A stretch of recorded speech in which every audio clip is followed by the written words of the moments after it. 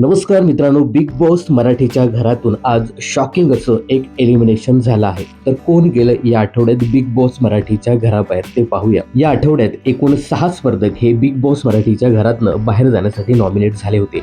यामध्ये संकेत पाठक, रेवा कवरसे, प्राजक्ता शुक्रे, तन्वी कोलते, दीपाली सय्यद आणि अनुश्री माने अशा सदस्यांचा समावेश होता. जे काही वोटिंग ट्रेंड पाहायला मिळायचे त्याच्यामध्ये तन्वी कोलते ही पहिल्या स्थानी होती, दुसऱ्या स्थानी अनुश्री माने, तर तिसऱ्या स्थानी संकेत पाठक, तर चौथ्या स्थानी दीपाली सय्यद असे कंटेस्टंट पाहायला मिळाले.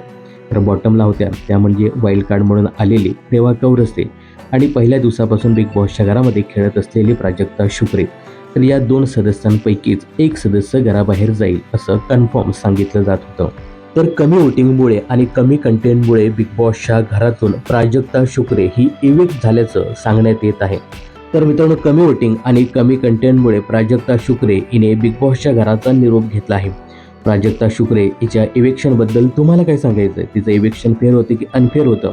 याबद्दल तुमचं काय मत आहे हे कमेंट्स बॉक्समध्ये नक्की सांगा. बिग बॉसच्या अशाच अपडेट जाणून घेण्यासाठी चॅनल जर सबस्क्राईब केलं नसेल तर जरूर करा.